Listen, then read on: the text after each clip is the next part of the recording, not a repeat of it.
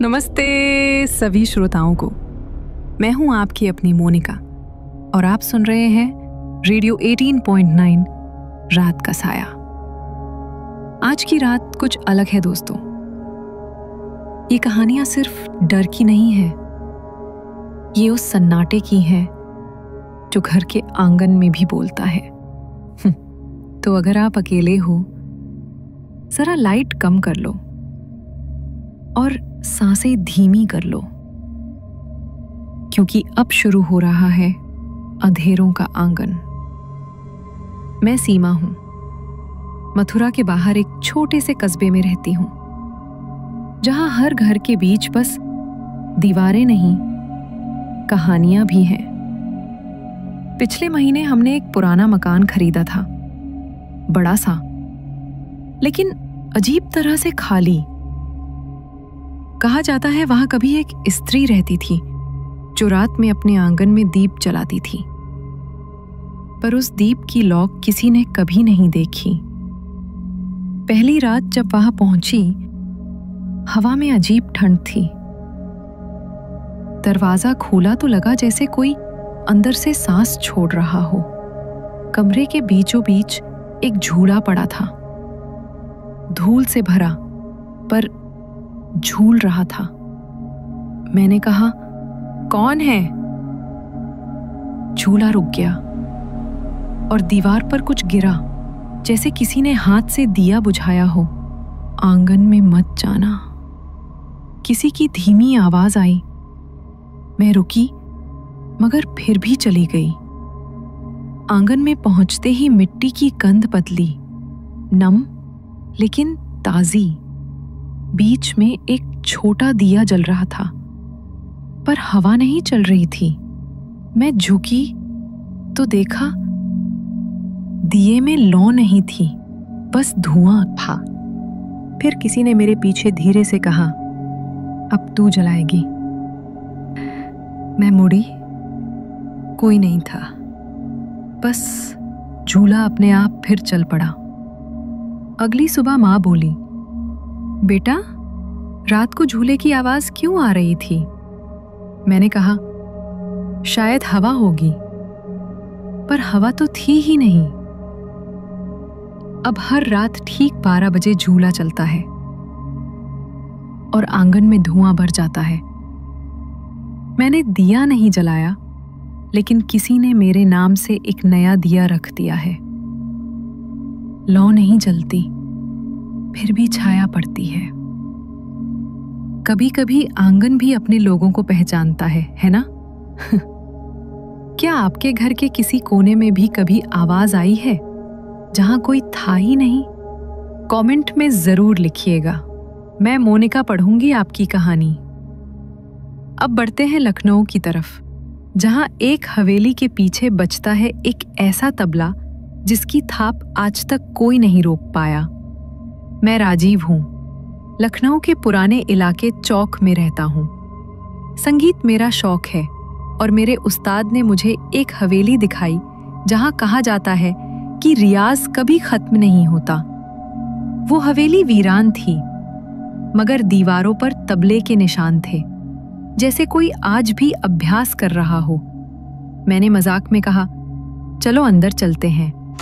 अंदर दाखिल होते ही हवा का झोंका आया और दरवाजा अपने आप बंद हो गया। कमरे में चारों तरफ सन्नाटा था, लेकिन हवा में ताल थी। मैंने धीरे से हाथ थपथपाया, धा धिन धा, और जवाब आया, धा धिन धा। मैं ठिठक गया। आवाज कहीं पास से आई थी। दीवारों पर पुरानी तस्वीरें थीं, उस्तादों की, जिनकी आंखें मुझे देख रही थीं। मैंने फिर तबला बजाया। इस बार जो जवाब आया उसमें गुस्सा था। ताल टूट गई और उसके साथ बिजली भी। काले अंधेरे में कोई कह रहा था, ताल मत बिगाड़ो। मैं डर गया, बाहर भागा, लेकिन दरवाजा फिर बंद था। पीछे से तबले की आवाज तेज होती गई, धा धा धा धा धा, इतनी जोर की कि कान सुन हो गए। सुबह जब लोगों को बुलाया, कमरे में धूल थी। मगर तबले पर ताजा उंगलियों के निशान। अब मैं उस हवेली से गुजरता हूं तो हवा में वही ताल गूंजती है। कभी कभी कोई साथ बजाता है, लेकिन उस्ताद तो बहुत साल पहले मर चुके हैं। शायद संगीत भी आत्मा बन जाता है अगर ताल अधूरी रह जाए। वाह, ये तो सच में डरावना रियाज था। कभी कभी रूहें भी अपनी ताल ढूंढती हैं दोस्तों। अगर आपने भी कभी कोई अनसुनी धुन सुनी हो, बताइएगा जरूर। अब हम चलते हैं उस गांव की तरफ जहां हर बरसात में एक औरत अपने बच्चे को पुकारती है, लेकिन वहां कोई बच्चा नहीं रहता। मेरा नाम मीरा है। मैं नंदपुरा गांव की हूं। हर बरसात में कोई मेरे नाम से पुकारता है, मीरा दरवाजा खोलो। शुरू में लगा कोई मजाक कर रहा है, पर आवाज हमेशा वही होती है, एक बच्चे की। उस रात बिजली कड़क रही थी और मैंने वही आवाज सुनी। मैंने खिड़की खोली, बाहर कोई नहीं था, पर मिट्टी पर छोटे पांव के निशान बने थे, नंगे पांव, और उन पर कीचड़ नहीं, पानी की बूंदें थीं, जैसे वो अंदर से बाहर गया हो। मैंने दरवाजा बंद कर लिया, पर अंदर से थपकी आई, सो जा मां। मैंने देखा मेरे पलंग के पास एक बच्चा बैठा था, भीगा हुआ, मुस्कुराता हुआ।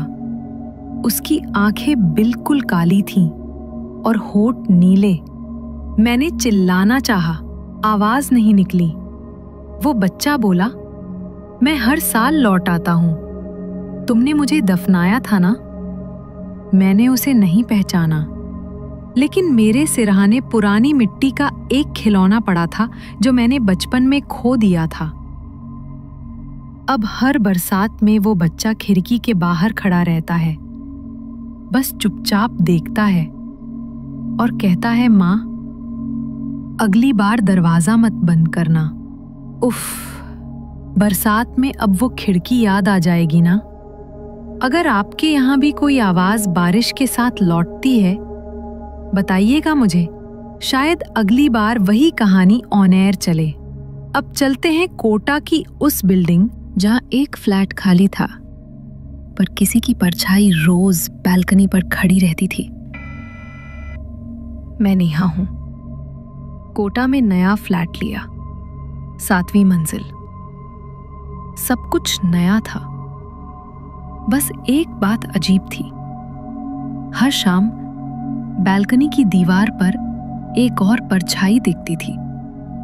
मैं अकेली थी, फिर भी 2 परछाइयां पड़ती थीं, एक मेरी, एक किसी और की। मैंने सोचा शायद लाइट की ट्रिक होगी, लेकिन जब लाइट बंद की, परछाई तब भी रही। उस रात नींद नहीं आई। मैं उठी तो देखा परछाई दीवार से उतरकर फर्श पर आ रही थी। उसने कहा, मैं पहले यहां रहती थी। मैंने भागना चाहा, दरवाजा बंद था। उसने कहा, तुम रहो, मैं जा रही हूं, और वो दीवार में समा गई। अगले दिन मकान मालिक ने कहा, पिछली किराएदार का एक्सीडेंट इसी बालकनी से हुआ था। अब जब भी मैं शाम को खड़ी होती हूं, मेरी परछाई जमीन तक नहीं जाती, वहीं दीवार पर अटक जाती है। परछाई भी अगर साथ ना दे तो डर तो लगेगा ही। क्या आपके घर में भी कभी कोई परछाई दिखी है जो आपकी नहीं थी? कमेंट में लिखिए, मैं मोनिका जरूर पढ़ूंगी। अब चलते हैं आखिरी सफर की ओर। एक ट्रेन जो सिर्फ एक स्टेशन तक जाती है और वहां से कोई वापस नहीं आता। मैं अर्जुन हूं। मुंबई से पुणे की लोकल पकड़ी। सामान्य भीड़ थी, पर बीच के डिब्बे में सिर्फ मैं था। कंडक्टर आया, बोला, टिकट दिखाओ। मैंने टिकट दिया। उसने मुस्कुराकर कहा, तुम्हारा स्टेशन आखिरी है। मैंने पूछा, कौन सा? वो बोला, जहां रोशनी नहीं जाती। फिर चला गया। ट्रेन रुकती नहीं थी, बस सुरंग के अंदर जा रही थी। अंधेरा इतना गहरा कि खिड़की से कुछ नहीं दिखता। अचानक पटरी के बाहर किसी ने टॉर्च जलाई। उस रोशनी में देखा, वही कंडक्टर पटरी के किनारे खड़ा था। मैं चिल्लाया, तुम ट्रेन में थे? वो बोला, अब तुम भी उतर जाओ। ट्रेन रुक गई। दरवाजे अपने आप खुले। बाहर बोर्ड था, अंतिम स्टेशन। मैं भागा। पीछे देखा तो ट्रेन गायब थी। सिर्फ टिकट मेरे हाथ में था, जिस पर लिखा था रिटर्न नॉट अवेलेबल। अब जब भी मैं लोकल पकड़ता हूं, ट्रेन के शीशे में वही सुरंग दिखती है और दूर पटरी पर वही टॉर्च चमकती है। मैं हूं आपकी आरजे मोनिका। अपना ख्याल रखिए। भूत प्रेत और आत्मा से दूर रहिए, क्योंकि अगर वो करीब आ गए तो शायद आप वापस घर नहीं पहुंचेंगे। शुभ रात्रि।